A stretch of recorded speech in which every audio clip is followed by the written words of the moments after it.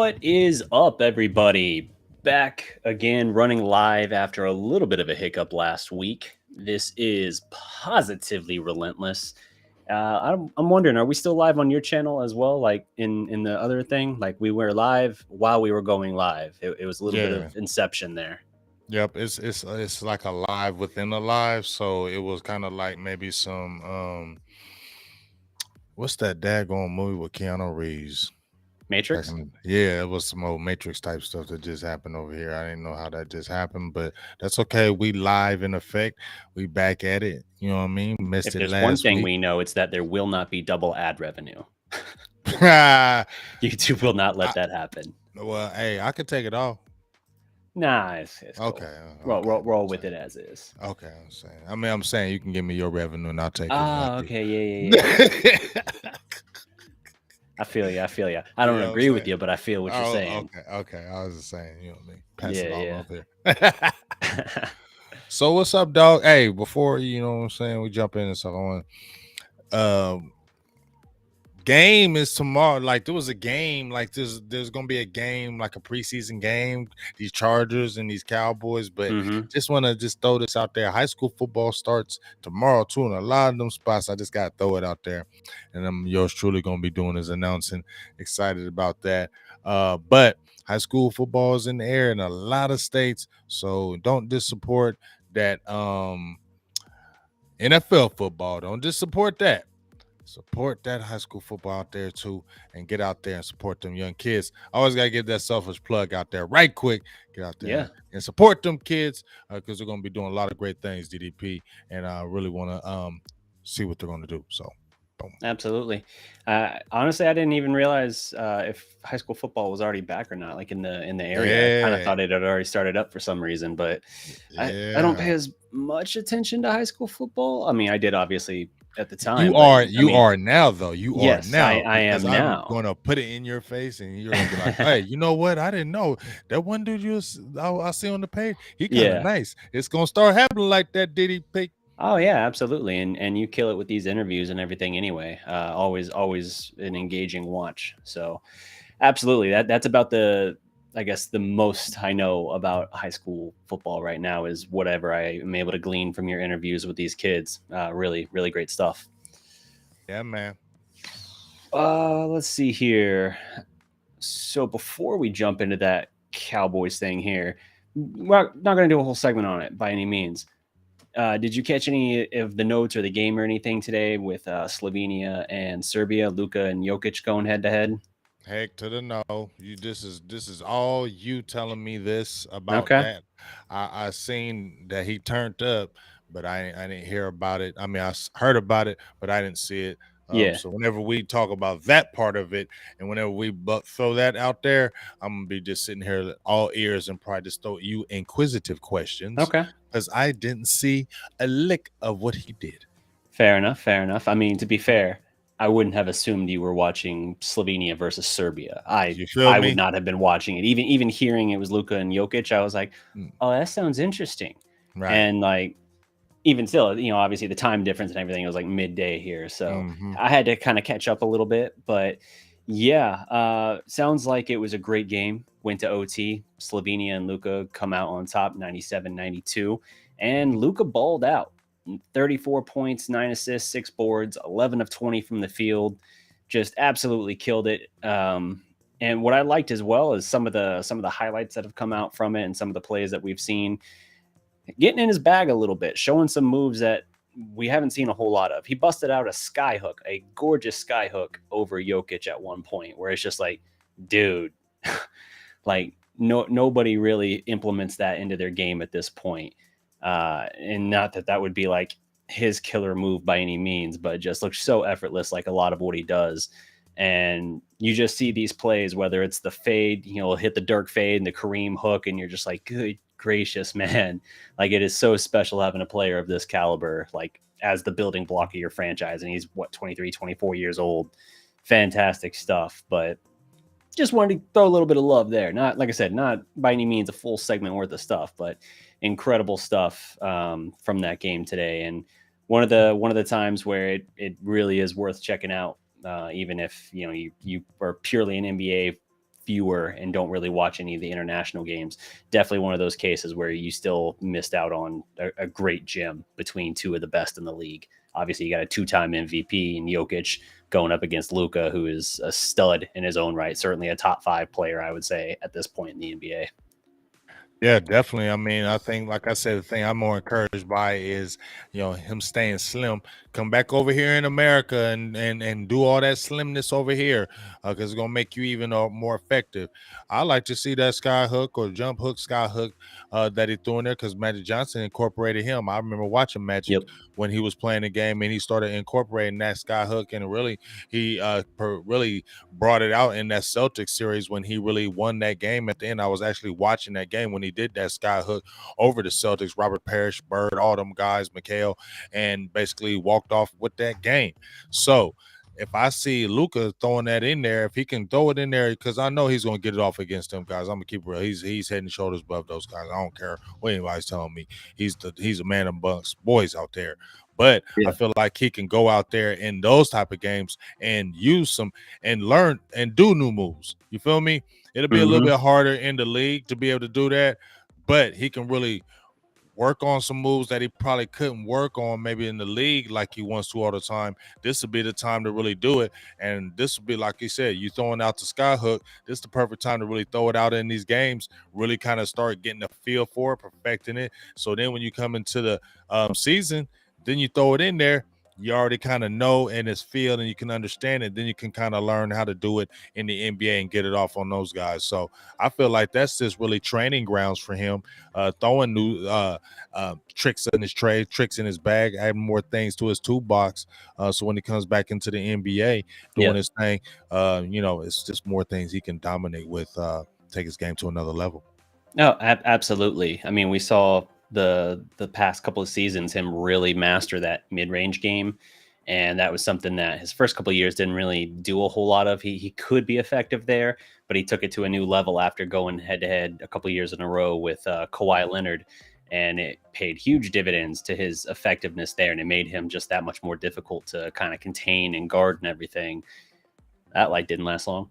And and then this time around, now he's implementing new tricks like this, new things that you think about it too. Like people say, like, well, Luka's 6'8", 6'9", and even slim Luka is going to be thicker generally, like more filled out than a lot of these other guys. So banging bodies down. But I like him. I like him like that though. Sure. GDP, he needs to stay like that because, dog, he's just quicker too. Because you could see him. We know everybody know he's not like the fastest guy on the court. We understand that, but you can see the quickness, and it's just going to help him with his hezzies when he's hitting with them hezzies. Just feel like it's going to continue to help take his game to another level. And it ain't like he's, like you said, a slim looker like he's 180 or something like that. It ain't nothing like that. But it's just kind of like almost I can compare it to Tyler Smith. When Tyler Smith slimmed down and they're like, you saw a picture of him like, dang, is he skinny? No, he's still 300 some pounds and he's big as hell. But compared to these other guys, he's looking slim. And I think that's where you can see that comparison, if you can really say it.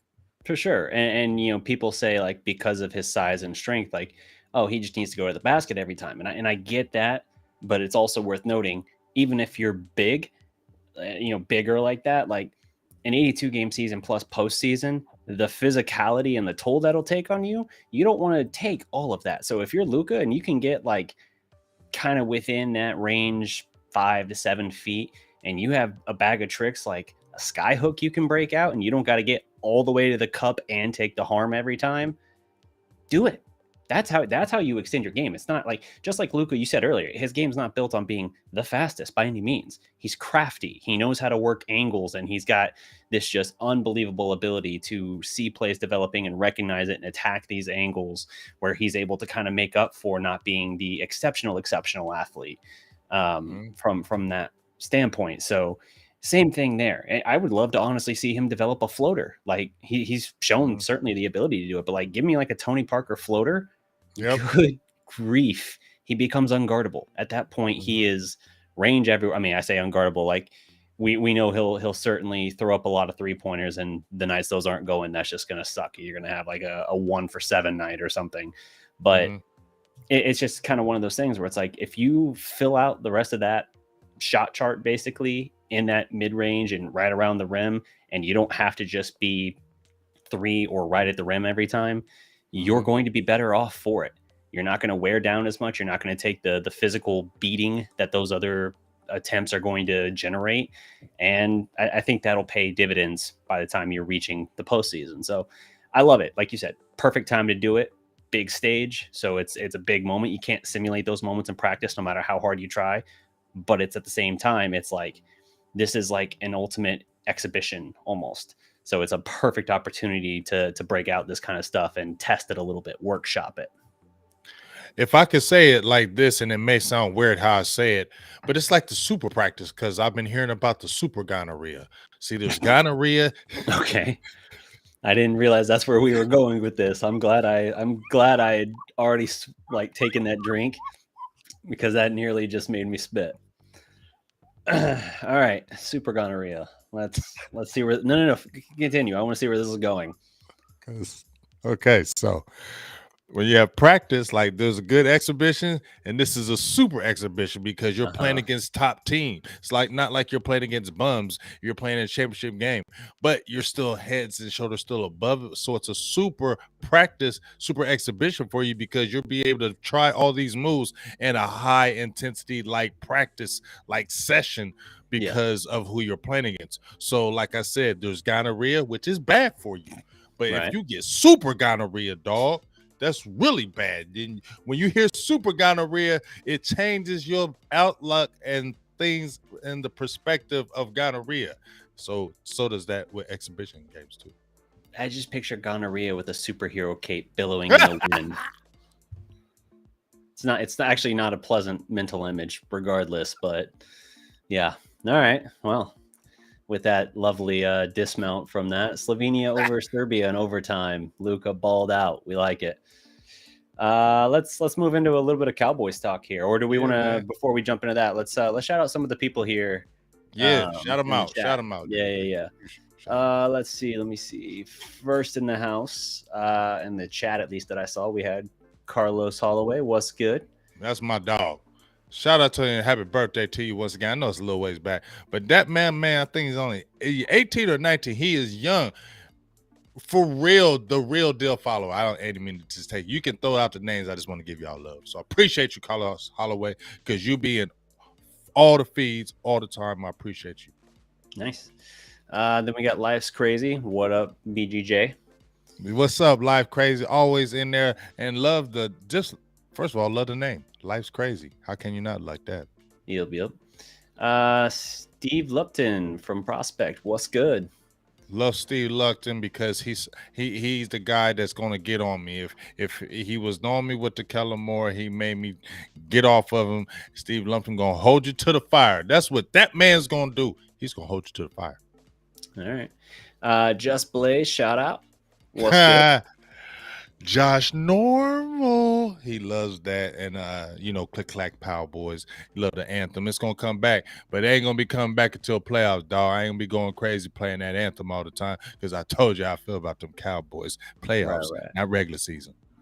A couple more. Let's hit Bruce Crawford asking earlier if we think Luka is going to come in slimmer, or if he'll kind of put the weight back on like he did last year.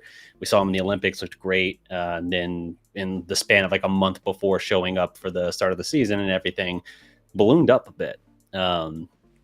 That was definitely a little concerning, because we assumed he was going to come in slim.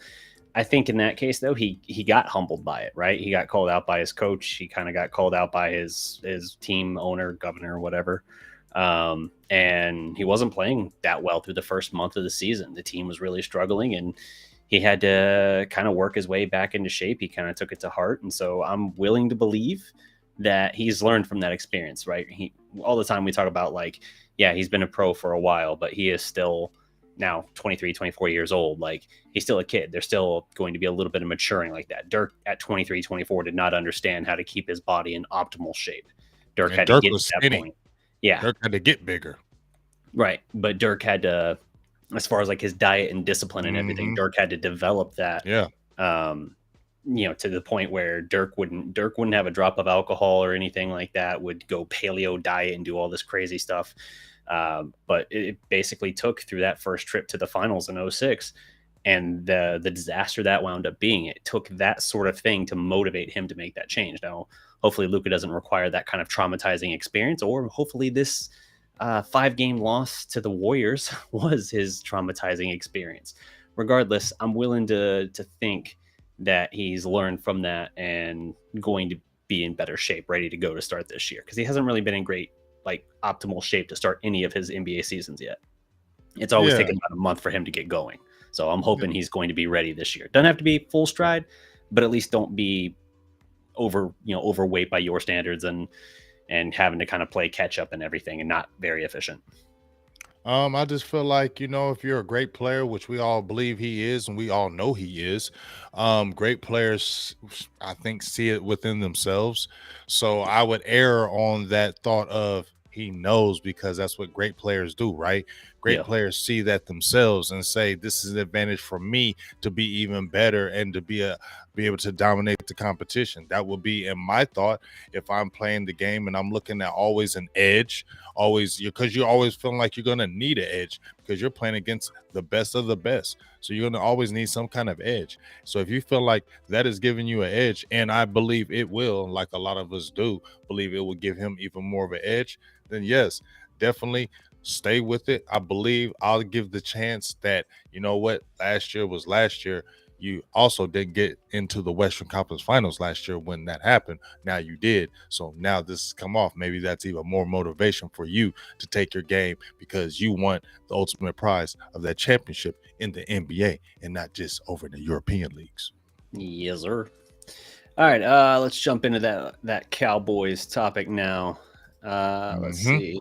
Let me change the graphics so there's no mention of super gonorrhea on the page. Yep, I was saying super gonorrhea. You better watch out for it. It's true. It's true. All right, so we got a little bit of Cowboys Chargers action here. We got some scrimmages in the lead up to the preseason game you were talking about here. Let's talk about that a little bit. Let's see how we feel about things with camp right now in these scrimmages. Okay, well, I mean, coming off that Denver game, like we played the tape yesterday. Shout out to some people in the chat. Dre the Great, shout out to you, dog. Ready Red, what's up to you, dog? But we played it was a tremendous. I'm gonna give it the props. DDP was tremendous. Make sure you go check out that show last night. We did a lot of film study. We just jumped right in there and did film breakdown, all 22 offense. So we actually got to see how Josh Ball, Terrence Steele, and number 1 draft pick Tyler Smith look. And they didn't look bad at all. You know what I'm saying? We got to see the young players. And a lot of people that were saying Dallas got dominated and it was negatives, all the penalties, Dallas looked trash. I didn't see that. That's why they say watch the tape. You watch the game the first time, your initial thought is, it's terrible, the sky's falling. Then you watch tape 3 or 4 times and you're like, it wasn't so bad. I'm looking, and so I think the theme was again today when you hear, because the practice was closed, but obviously you got to see some highlights, right? But I take it from my guy, Kyle Humans. There's a lot of guys in the streets, but offense rebounded cleaner with the practice, and that's saying that from Denver, because it looked kind of bad over in Denver. They were getting mad at Josh Ball. I made a crazy emoji with him. Running game looked strong, but that's because the blocking looked strong. You feel me? Yeah. Saw some highlights, DDP. Tyler Smith is going to be a guy, okay? Tyler Smith is going to be a guy. One thing I made on a tweet, DDP, was that Dallas, they don't do it in free agency, right? They don't do it, but they have to make up in the draft, because if they didn't do it in the draft and didn't do it in free agency, they'd be a 1-in-16 team. They'd just be at the bottom of the barrel all the time. Yeah. So they draft their butts off. They have been drafting their butts off, and this is, to me, another good draft. Sam Williams, I think, is going to be a player. I really like the Tyler Smith. He is strong. So when we're talking about the offensive line, Terrence Steele still coming to his own. I said he's going to be okay. He's going against freaking DeMarcus Lawrence and your all-world Micah Parsons, who can't nobody block, right? Yeah. So if you're getting that kind of work, isn't that going to make you better? Yes. So we want that. So when we talk about Tyler Smith, though, I keep talking about him, bro, because I wasn't mad when they drafted him. I was just like, hey, let's see, because small school, let's go. This dude is strong, bro. He nice, like strong. Like once he puts his hands on you, like remember, like Tyron, he's like the young Tyron Smith. Once he puts his hands on you, you're not moving. You're not going nowhere. And you're not going to push him back in that pocket. They made a great pick with him. You saw some of the young guys. CeeDee Lamb was out. You mentioned that. CeeDee Lamb was out. I said, we're going to have to see with the receivers. I'm still on that. Defense was doggish. Michael Parsons is that guy. A lot of young guys. I want to see that Deron Bland. You know what I mean? The kid from Fresno State. He played really good in that Denver game, dog. So I'm really interested to see DDP how they perform in this Saturday game against the Chargers. Okay. Interesting note here. You are still live on 2 channels, or you're one channel. But you're double live right now. Yep. And that's I figured that, and I'm going to take care of that right now because I did it last time. So thank you. Both are titled Positively Relentless 14. 24 people are probably confused in the other one by the title, but yeah. Interesting. I love it. Yeah. But yeah, I agree with what you're talking about, and I think on the Tyler Smith thing, like you definitely see the raw traits and the flashes of ability there, and that's good. I am a little cautious with it, like we saw in the preseason debut, a couple penalties and everything. You took a guy that was, I think, the most penalized lineman in the draft, like of the top guys for sure. And you're going to have some growing pains. Even if you clean up technique, it's going to take some time. So the question, it's a good thing that the run game looked strong and it's blocking and everything, because especially with this crop of receivers, you're going to have a strong run game. Mm-hmm. You can't have a situation where CeeDee Lamb is out. Okay. That leaves you. CeeDee Lamb is out. We in trouble. Yeah. I mean, how many touchdowns would you say James Washington has in his career? 8, 10. I ain't gonna give him 10. A baker's dozen. I don't know. I ain't giving them no dozen. I'm going over under on 15. I'm saying under. In fact, I'll go under on 12. I'll go with you. Yeah. So and he's out, so we ain't seeing him for like 10 games. You feel me? So the point is, if CeeDee's out, that means your receiving core has 11, maybe 12 touchdowns. We just determined on your receiving core. Okay, great. All those belong to Washington. Like you got nothing. So I wonder a little bit, like it doesn't feel like the Cowboys are putting Dak in a situation to succeed. It's just not. You can say like, hey, we like our young players and we want to develop them. Okay, that's fine. But then that doesn't mean that you're going, okay, 11 touchdowns, says Carlos. So yeah, there you go. I was pretty much on the money. Nice. So you're not putting them in the best position to succeed, because even if you like your young players and you want to develop them, that's great, but you're not going for it all right now. That's basically what it amounts to. You can't be like youth movement simultaneously. We're trying to win it all right now. Like it doesn't marry quite that way. So I think your run game has to be strong. It's good that Smith is showing these flashes. I do think you're going to have some growing pains. Now, to be fair, I thought you'd have growing pains with Micah last year, and I was dead wrong about that. Yeah. Like, so you can be like, I think there's going to be some. Okay. I think you're going to have some games where he has 2 or 3 penalties, and you're kind of like scratching your head a little bit, just like, okay, young buck. Like, you're gonna come around. The ability's there, but overall, I'm pleased with what we've seen so far and everything that I've seen from like the people who really understand like how to watch the tape and what to look for technique wise. All are very high on him, and that's great. I'm just saying, like, I want to see that translate and him continue playing well and hopefully minimize some of those costly mistakes, which you did see, as an issue in college. Yeah, I think he's going to be okay. I think the problem is, or the thing is, we got to see if Joe Philbin is going to continue to coach these guys up. Now, a few people have mentioned some things in here. Steve Lumpton, I don't think they're going to move Connor McGovern to center, although I said he could be it. He could be a dang good center. He has the power for it. I think they're going to keep him at that guard position. Right guard is his spot. We know He's not a terrible left guard to me, but he's not a great left guard. We understand that. He's a right guard. We understand that. Now, here's the thing. That kid, Matt Farriok from Nebraska, he ain't bad. So I get what people saying. I feel like the starting five is going to be okay. Terrence Steele is going to be fine. We know Zach Martin. Tyler Biadasz, he wasn't, we still need to see. We still need to see. Did he get the power and the strength that we wanted? Tyler Smith gonna be okay. Like you said, there will be growing pains. But when Ron Leary came in the game and he was undrafted, I was excited when they got Ron Leary because I said that's the guy Dallas needs. They need that power guy. That's what I feel like you're going to have in Tyler Smith. Yeah, you might have those penalties because he's still learning the hand placement, but you're going to be more happy than upset. The only thing we got to worry about is Tyron Smith is how many games you're going to miss. But I feel like that front line, DDP, is going to be okay. It's the depth that people talk about. Who's the backup tackle? Because we know Tyron Smith is going to go out. I feel like Tyler Smith eventually will be the left tackle, but let's not throw that in his face now. Let's, a lot of people are saying, let's keep him at the guard. So that's why we're hoping to Josh Ball. A lot of people want the vet. I get it. I feel that. You know what I mean? But you got Josh Ball and you drafted him, right, in the 4th round. You drafted Farriok, I think, in the 6th or 7th. You have Biadasz and Steele. You have these guys that are the young guys that need to play. Because they were drafted.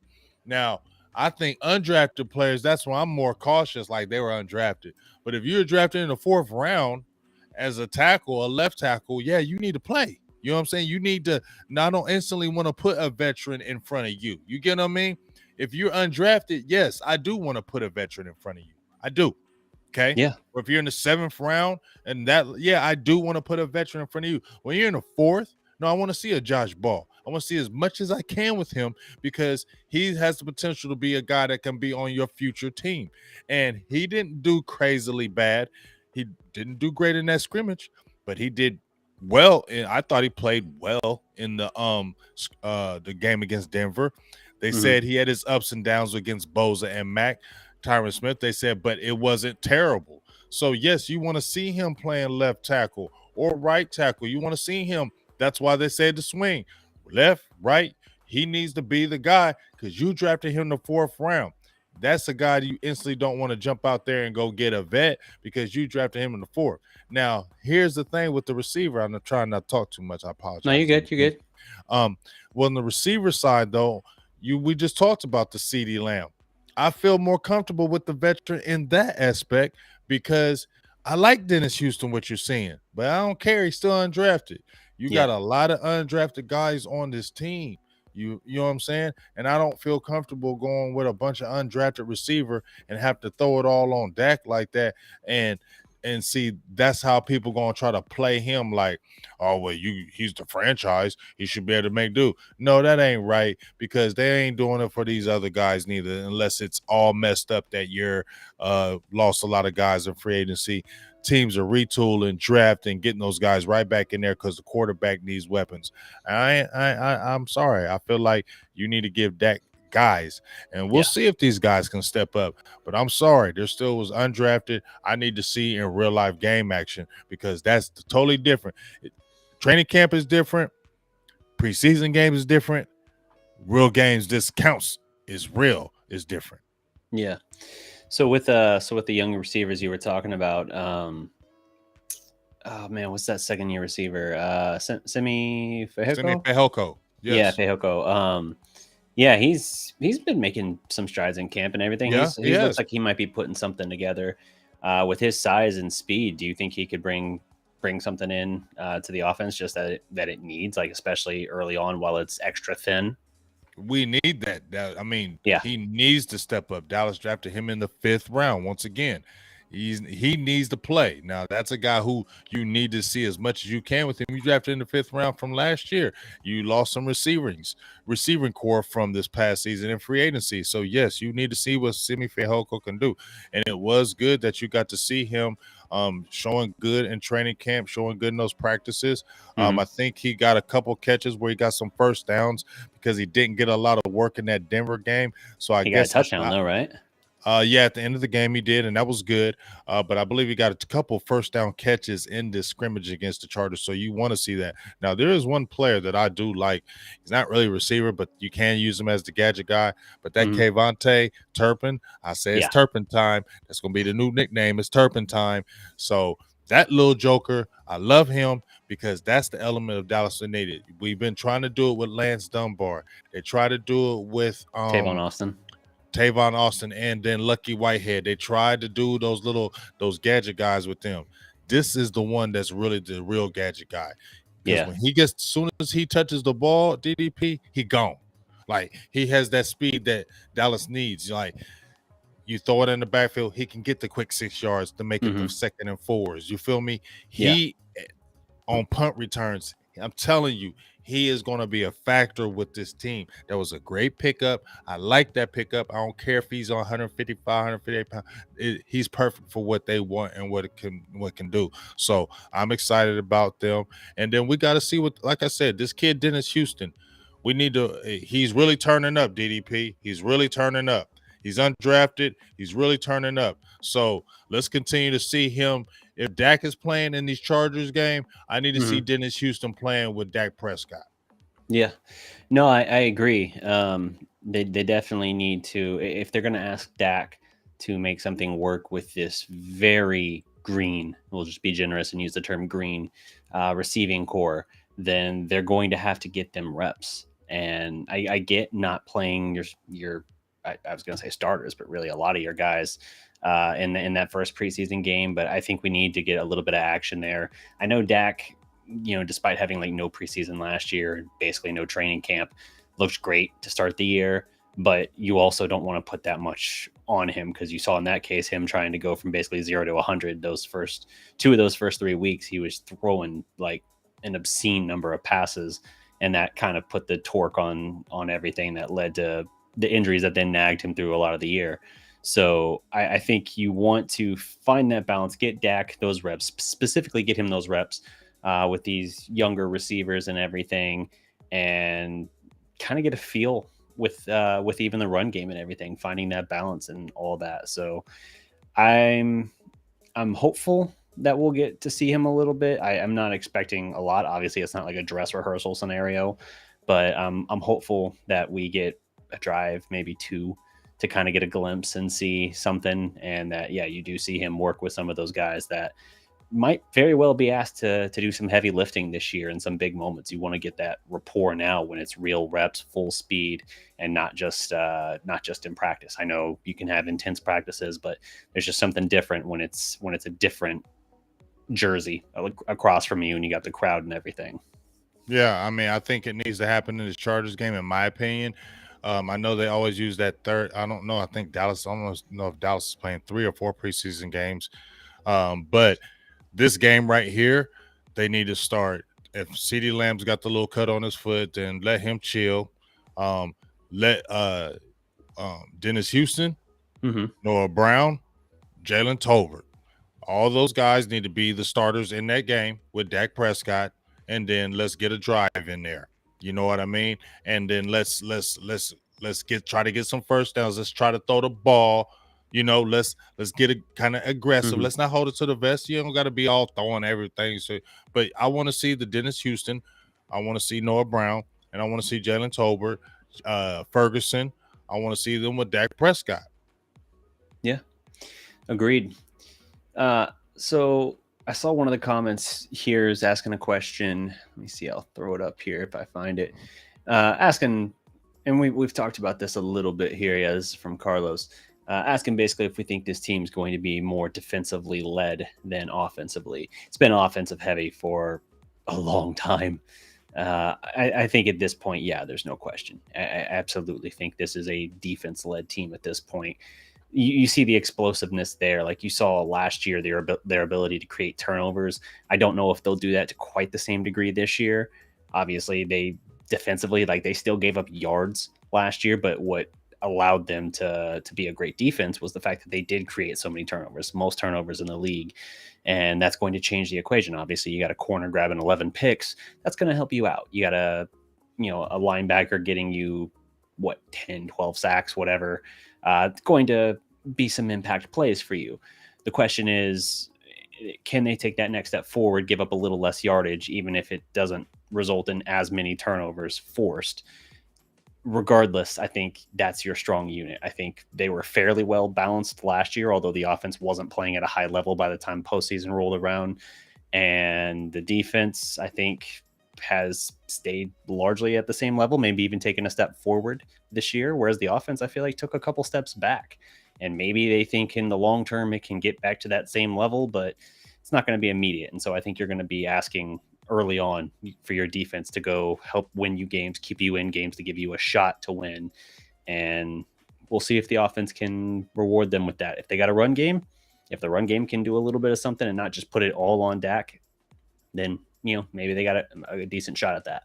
But I'm kind of wanting to see. I need to see from the offense before I'm convinced of anything. The defense, I'm not as worried about. Well, see, here's the reason why you're not worried about the defense is because of Micah Parsons. Okay, largely, yes. That's why. I mean, because if you take a Micah Parsons way, and I said this last year, I don't care what anybody tells me, I said this last year, Micah Parsons without this defense, it looks like a regular defense. You know what I mean? I said that last year. It's if you take Micah Parsons away from this defense right now, you say it's a good defense, but you ain't jumping up and down going crazy. You're not. No, you're not. You're not going crazy over this defense. If Micah Parsons wasn't here, I don't care what you tell me. They probably still force a fair number of interceptions. They would, but yeah, it's definitely a striking difference as far as pressure on the quarterback. He changes everything, and he makes everything better on this defense. He makes everybody better. So that's why this defense is – you're looking at this defense like, okay, because he can create so many different matchups, mismatches. And when he can do that, it allows everybody else to be great. That's why he's a different player. That's why they say – that's why I said he's one of the top 2 defensive players right now in the league, because of the impact he brings for everybody else. So to answer Carlos' question, yes, it's definitely going to be defense because it's Michael Parsons, and he's changing that. Just looking at him in the scrimmages today, bro, he was all over Justin Herbert. I mean, that speed, he was just jumping on him. Like, that speed is different, and it's year 2. He understands more. He knows more. This is fun to him. This is like Lawrence Taylor for real. Like, this is fun to him. We saw Lawrence Taylor's game was easy to him. That's what's going to be like to Parsons.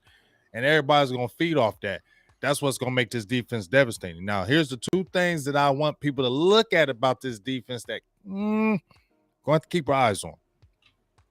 That middle, Bohanna played very good, I thought, in that Denver game. Ridgeway was, playing, Ridgeway. I like Ridgeway. Kind of nasty.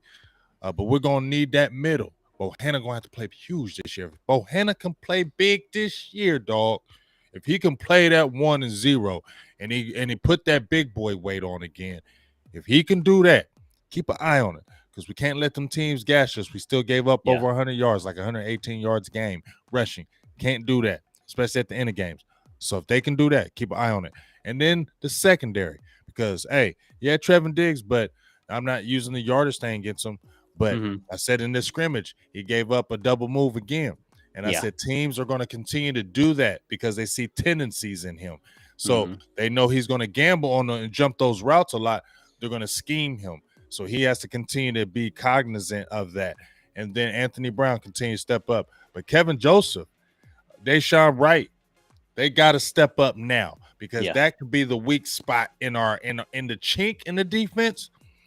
Because I think that pass rush is going to be phenomenal with DeMarcus Lawrence. So I think that pass rush is going to be crazy, but we got to be able to still get that ball out the sky and not give up yardage. So I think that's the thing I'm going to keep my eye on, DDP. I like the Deron Bland kid, but that's the odd thing I want to keep an eye on, DDP. The yardage given up on maybe like it's like the 3rd and 7, right? Maybe the 3rd and 9, right? And we pin our ears back and we get back there and they complete a pass. You feel me? That's what I'm looking at, DDP. Yeah, no, absolutely. And I agree. The defensive line, like the middle, definitely needs to shore up a little bit. They gave up too many rushing yards. I am very intrigued by what we'll see out of Osa and Gallimore this year. They both had strong performances today as well. I think both of them logged a sack against the Chargers today. So it's I think their ability to get pressure is very, very strong. It's just like you said, they need that 0-1 to kind of hold things down and kind of shore up the middle of that line against the run game. And if they can do that, if they can make improvements there, then I feel much better about the overall defensive line. Like I don't have any concerns about their ability to get after the quarterback, but that's half the battle, and teams will make adjustments to counter punch that. And you have to have something that's not just a gimmick to offset that. You can get away with a gimmick, maybe you can get away with it a full game if you're lucky, by changing some things up and just using a little bit of misdirection, disguising things. But ultimately, teams are going to figure it out, and you're not going to be able to just carry that over week after week. Teams are going to see the film, and they're going to start adjusting for it. That's part of what makes Micah so dangerous, is their ability to move him everywhere and disguise him and everything. When you're moving him, what was it that they did the other day? It was like they moved Lawrence inside and Micah outside. Like that's the matchup right there. And do a stunt with it or a fake stunt. There's so many things you can do with it. And then even what you're saying, I see some people saying that, we could go after Roquan Smith.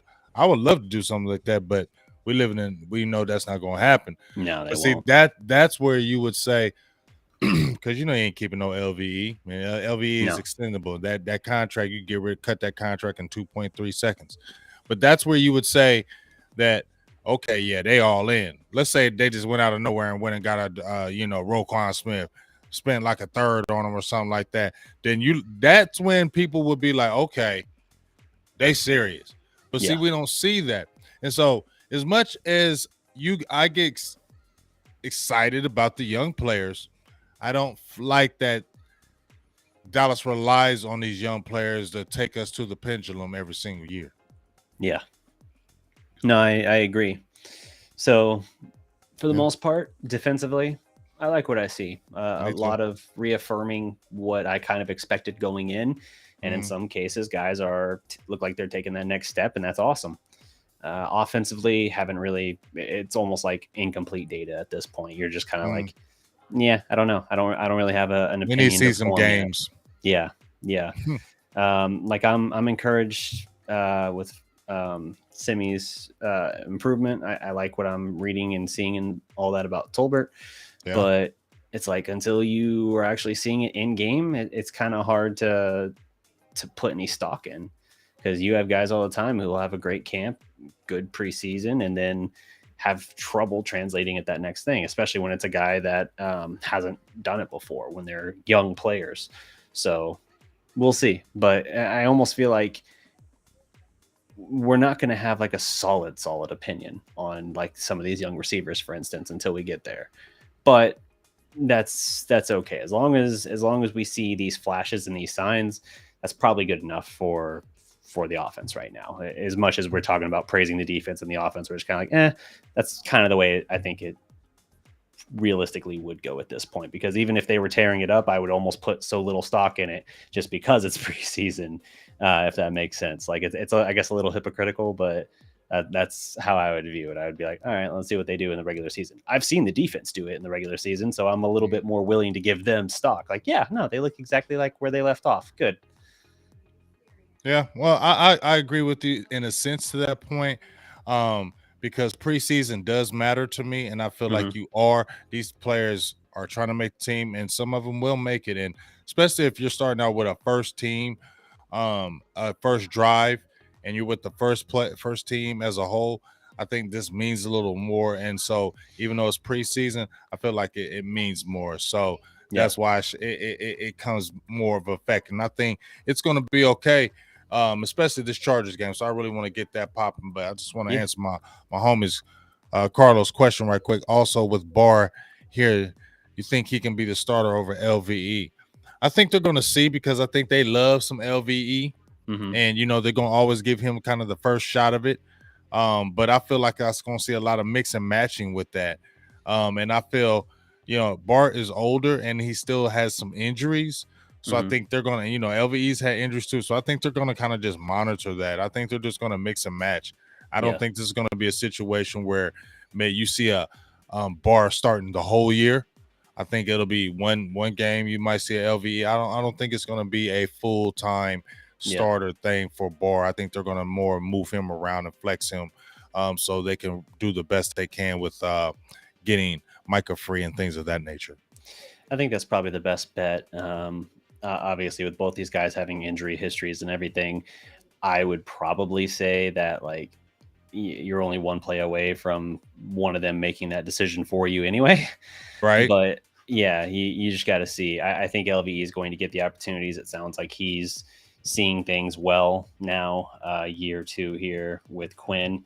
So that's encouraging. But Sean Lee saw he's just not great. physical enough. That's the problem with LVE. He was like that in college, and I think that's our problem with LVE is that he's 6'4", he's 250 some pounds, and he's just not physical enough and to do what you want. And then you see these other guys who are smaller than him that are more physical and quicker to the ball, and it's like he has the instincts, but it's sometimes when you watch his game, he hesitates. And I think, well, at least from my perspective, it frustrates me. And I think a lot of Cowboys fans, it frustrates them because you see that and you're like, what are you doing? So that's why that can be replaced. And if one of these young guys can step up and get more physical, that definitely should be replaced for real.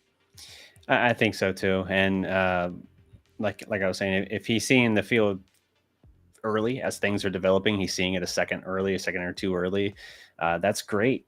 Sean Lee also saw things early, and for Lee, especially those last few years, the body just couldn't hold up to anything. So, and I feel like Lee was willing to play more physical than LVE, to your point. Definitely. So it's one of those things too, where it's like, all right, seeing it early is great, but you have to be willing to stick your nose in there and to be physical and use your advantage. LVE is obviously bigger than Lee was, so that's more problematic of that. But we'll just have to see. I imagine LVE is going to get all the opportunities that we would expect, but I think you're going to get a good dose of Bar, like you said, and it could just be a case by case basis, week to week. Maybe drive by drive. It just depends. Like they're going to mix and match things up and try to put them in a situation, because long term, I feel like Bar is a bigger picture investment, if that makes sense. Like later in the year, you want to make sure he's as fresh as he can be, and not have to burn him up so much during the season. Exactly. I'm totally in agreement with that. Especially with that statement, you want to keep him more fresh, especially if you want to keep him toward the end of the year. He's a veteran. He's been there. He's done that. Get these other guys as much, possible. And like you said, kind of just keep his snap count kind of within the right means, keep it flexible. And, let's see what happens. Because, like I told you, dog, I don't care nothing about this preseason, regular season stuff. They already got the talent. We know they have the talent.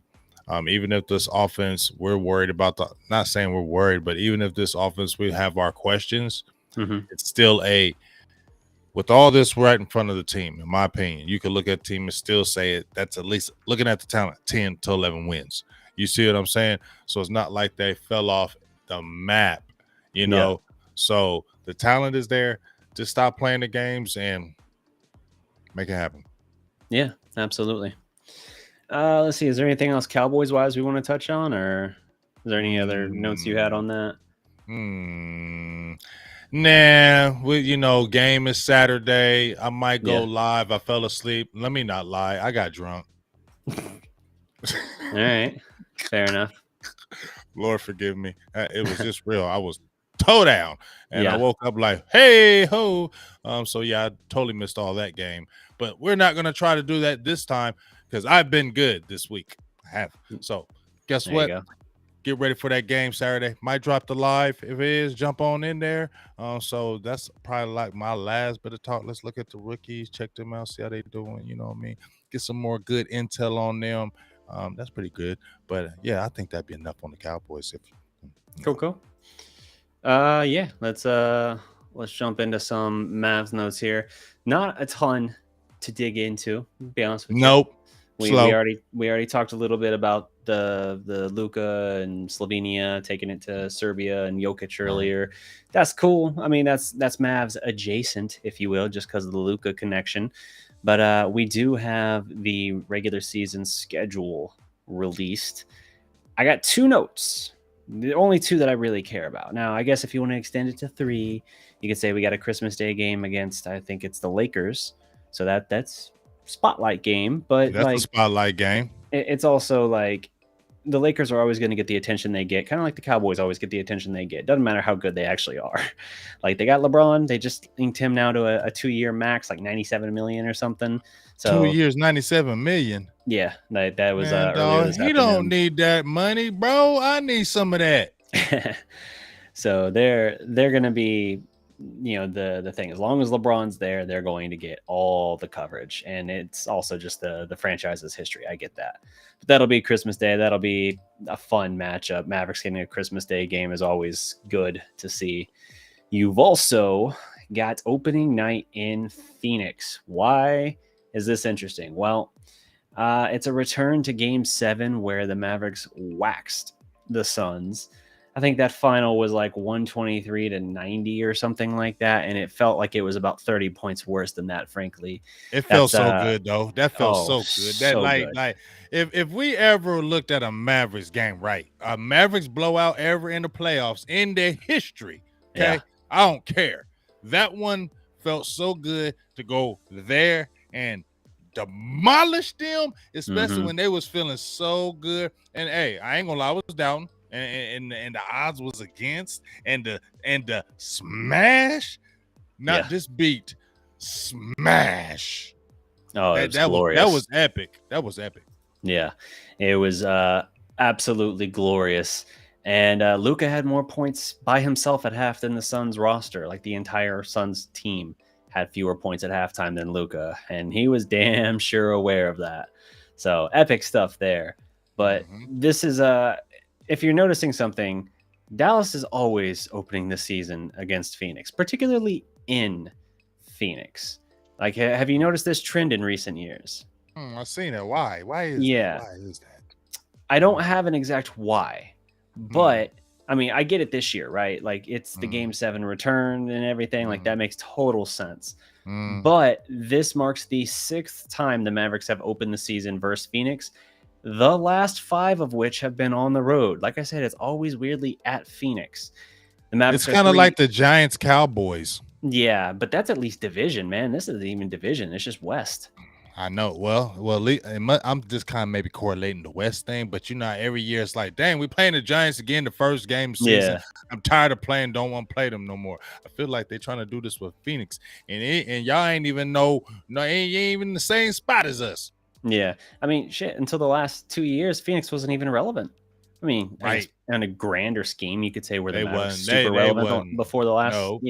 I get it, but at least you had Luka in there. Regardless, the Mavericks are 3-2 in these prior 5 openers versus the Suns. This is also the 3rd time in the last 5 seasons the Mavericks have played in Phoenix to open. 2018, 2020, 2022. Yeah, we're familiar, you could say. I don't know why that is, why we're always in Phoenix. This time it makes sense. I don't have a problem with it this time. But I mean, as soon as the schedule came out and that was the first the first thing I saw, I was just like, yeah, no, I guess I should have banked on that. I guess I should have predicted that.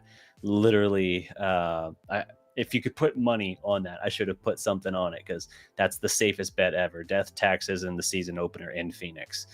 But yeah, interesting there. So you're going to obviously a bit of a different look here. You still got CP3 and Booker. They still kept Ayton, because teams actually keep their cores together, when they're not our teams. And the Mavericks now with Brunson gone, they're going to have to see what the Dinwiddie-Luka combo looks like. People want to say that, and I get it because it's the starters, and Dinwiddie's going to have to fill that Brunson role. But I said at the time of the trade, he was kind of Brunson insurance anyway. I'm more interested to see the Luka Wood connection. That's what I want to see. Like, I don't know minute wise what we're going to get from Christian Wood in that game, but alley-oops and all that is going to be, to me, the weapon for that. So a little bit retooled, but it should be a good one. Phoenix, if you want to look at regular season history, they've demolished us the past few years, really until Mavericks came back and won four of the last 5 games of that series. Before that happened, Phoenix had beaten Dallas something like 12 out of 13, 12 out of 14, dating back the past several years. Like, Dallas could never beat them for some reason. Right. So we'll see what happens here. Obviously, they got the ultimate chip on their shoulder.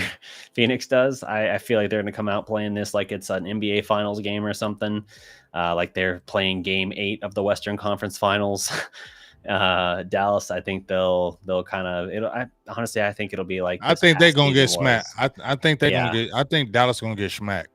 They might. It might be like the opener this past season against Atlanta. Everyone's like, "Ooh, Luka, Trae Young to open," and then it was just like, "Ooh, this is not so good." Now, granted, Dallas was going a whole different scheme and coaching staff there. Right. A lot of ironing out of wrinkles that took a month and a half of the season to really get through. And we saw ultimately Atlanta was nowhere near as good as Dallas last year. Nowhere near as good. They made the play-in. I think they even won their play-in game, but then they got trashed in the opening round. Trae Young played like garbage.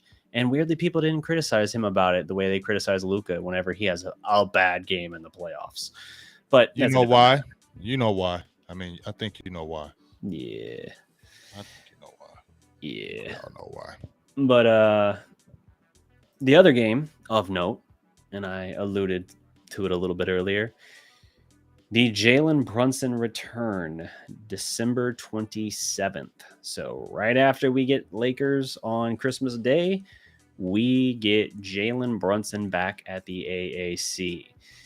I don't care.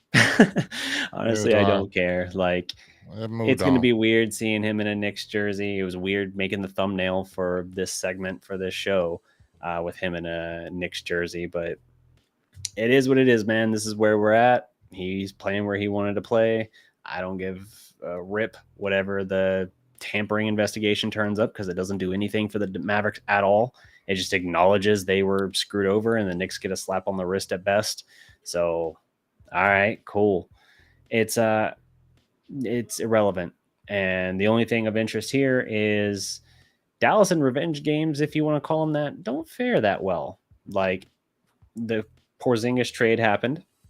Washington was terrible last year, made the trade, and then they still smacked Dallas around, even though Dallas was playing very well at the time and Dinwiddie was balling out. For some reason, they played like garbage against the Wizards, and KP was kind of what KP is at this point, but still an odd sight there. You have other games too where it's like, okay, they should be amped up for this. They should be ready for, and okay, nope, that didn't go well. At least regular season wise, I don't know. The Knicks have been a weird pain in our side for several years now, like basically Luka's entire NBA career. I think they're one of those teams that sort of like Phoenix. I mean, Phoenix the last 2 years makes sense, but has almost irrationally been a team Luka just struggles to beat. The Knicks, the Kings, and the Suns. Those are like the three teams that, for whatever reason, Luka has struggled to beat. And we know the Kings have done nothing. They have the longest playoff drought in NBA. Is it NBA history at this point? Certainly the longest active. It's like, I don't know if they've made it since like 2004 or 2005, something like that. Long ass time. But I don't know. I don't have much else to say about this particular game. It's going to be weird seeing him there. It's probably going to be an annoying game, but I kind of just want to like, okay, get to it. Cool. Get it over with. All right, move on.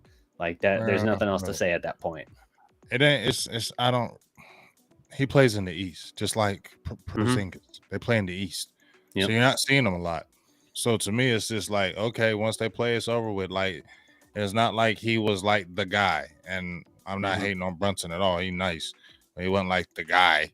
You can get other Jalen Brunsons out there in the NBA or coming out of college. So you feel me? they're gonna play that game. Especially when they play it in New York. I think too. I think he might try to turn up in New York against Dallas. I think he might try to turn up. I think him playing in Dallas, he might try, but I feel like Dallas might try to really get at him. It'll be cool. You know what I'm saying? But it ain't gonna be no like LeBron coming back to Cleveland. No. You know what I'm saying? Yeah. Could not be more diametrically opposite in that respect. Again, no disrespect to Jalen, but not at all. But it's let's keep this in perspective, bro. Yeah, for sure. And I mean, here's the thing: like you're gonna have some fans that want to boo him and want to hate on him. I can't. Bored. Yeah, I can't at this point. Like they're trying to just. Is it a little frustrating if you feel like your team was close and now you're boo Dallas, visibly taking some kind of step back? Sure, but as we've said before, Dallas had multiple opportunities to sign him. Before the deadline, he was willing to sign that deal that was, I forget what we said it was. It would have been tantamount to like 19-20 million a year. He was willing to sign that deal at the deadline. The Mavericks were like, we're going to keep our options open. You never know what could happen in free agency. Yeah, and then like what happened? Steven He balled out. Yeah, exactly. And what happened? Jones. He balled out in the postseason and was like, yeah, that price went up. Oh, actually, you know what? Never mind. This team that I would love to play for all my own personal reasons, whatever you think of them, they're going to give me what I want and the role I want. And yeah, I think that's kind of what I'd rather do. Yeah. In fact, it doesn't even matter if you offered me the max. I'm going to go here because you screwed up from the jump and made me unrestricted now because you signed me to the stupidest deal coming out, fully guaranteed deal, 4-year. So I would be unrestricted after 4 years instead of a restricted free agent. So I'm going to go do what I can do, and you don't get any say in it, and you get nothing for it. Congrats. That's on Dallas. That's on Donnie Nelson. That's on Mark Cuban. I guess you could say Rick Carlisle, but the contract's not really his thing. That's Donnie, and that's Mark.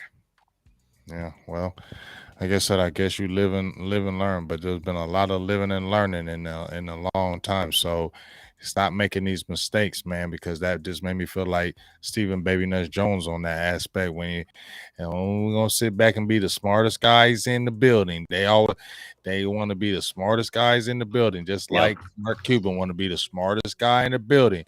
And then what does that smartness get you? Gets you smacked up, and the next thing you know, you're like, oh damn, it's too late now. Yep, exactly. Yeah, it is what it is. But Mavs wise, frankly, that's about all we got right now. There's not much going on. Like it's pretty quiet, guys. Pretty quiet. Like even if we had run last week's show, it was really quiet. Yep, I didn't even have schedule stuff to talk about then. That's how bad it was. I was trying to find any kind of hypothetical like do what? I said, this is that period. I mean, just like in the NFL, this is that period of time. In every sport, there's going to be the dead period. And this is the dead period. Once that summer league stuff gets to popping and it's over, it's dead. Mm-hmm. Yeah, it's rough. So we'll get there. We'll keep talking Mavs in some aspect between now and then, but I'll probably have to start tricking it up a little bit until things pick up. Like I'll probably have to start having some kind of throwback segment or go into the Wayback machine or something like that to find. Let's do the Wayback machine because I want to talk about some old Mavs that I used to watch when a lot of people didn't watch when they was coming up. I watched them old Mavs, especially when they was battling. I was always frustrated because the Lakers was in the Mavs' way those times. Mm-hmm. When they said talk about teams that were in the way, they were in the way of the Mavs because if they were out of the way, Dallas could have been playing the Boston Celtics and all them teams and doing that because they definitely had the talent. They was definitely banging against the Lakers and them. So I would definitely do the Waybacks and talk about those old Mavericks because they said a lot of the foundation. A lot of people forget Dallas done had a lot of talent come through there. Yeah. Not to have a championship by then. Yeah. So let's go ahead and do that. Let's earmark that for a segment on that. We'll do a show or segment, a couple segments maybe, talking about. I'm thinking you're talking the '88 Mavericks specifically. We'll talk about them, the team that took the Lakers to Game 7 of the West Finals, and then this isn't a successful Mavs team, but it is one of those things that was supposed to be a kind of transcendent core that flamed out spectacularly. I want to do a deep dive of the 3Js. I want to take a look at the first Jason Kidd tenure, Jamal Mashburn, Jim Jackson. I want to review those Mavericks because that's a lot of untapped potential, man. Man, that's a lot of frustrating. That's a lot of frustration. Yeah. So what could have been? We'll work on that. We'll do some research and we'll talk about that. Almost when you bring that up, it just makes me mad. Yeah. Because I remember watching them games and like, dang, these dudes can be nice together. Yep. Yeah, imagine a different timeline where Jason Kidd never left Dallas. I mean, crazy. First of all, you probably don't get Dirk if that happens. Yeah. I mean, Dallas was really the only team that like knew about Dirk at the time. So I guess maybe you still do, even if you do that, because they got him at, I think, 9, and that was like through a trade like with Milwaukee. So Milwaukee took him at 9, but it was already arranged to trade with Dallas, who was picking at like 11. So I don't know, maybe they still could have, but you certainly obviously wouldn't have had Nash then. But if you had, or Finley was part of the Jason Kidd trade to Phoenix. In fact, if you go, I played recently throwback wise, I went back and played NBA Hang Time. Michael Finley is on the Suns, which is really wow. Hang Time, dude. I love that game so much. So did I. I played the shit out of that the last couple of weeks. But yeah, Finley, seeing him in a Suns jersey was like, oh, I forgot this was a thing. Like I just don't think of Michael Finley prior to the Mavericks tenure. But yeah, and that's where he got drafted, right? Suns, yes. Yep. Yeah, Suns drafted him. He was a dog with Barkley and them. Yep. He was the centerpiece in the Jason Kidd trade. So pretty good return on that for Dallas. But yeah, to lose Kidd like 2.5 years into his career, or maybe 2 years, insane when you think about it. Like if that happened today, like imagine that the number 2 or 3 pick in the draft, rookie of the year or co-rookie of the year with Grant Hill, I guess, forcing his way out essentially within a couple of years, and the whole franchise basically detonates into the darkest ages. Like, good God. That was crazy. Yeah. But we'll explore all that in more in depth in a future show. Maybe the next couple of weeks we'll get to that, but we'll start with those 88 Mavericks first for sure. But that's all I got Mavericks wise. Is there anything else we want to touch on before we jump off here? Nah, man. Just like I said, man, go support these kids. High school football, like I said, starts tomorrow, and a lot of the around the nation. I'll be calling my high school game tomorrow. I'm excited about that. I always love doing that. And like I said, just get out there, hit my channel up as much as I can. I am pushing this. I know I push my Cowboys, but I'm really pushing this more than anything. Go support these kids, these interviews. These young men have stories. Love the stories. Just had a young man on here, Silas Coder. He's a musician, a producer. He had his own studio, DDP. You know, nice. I've had young men who say they want to raise horses, engineers. I have one gentleman. He wants to work with, special needs.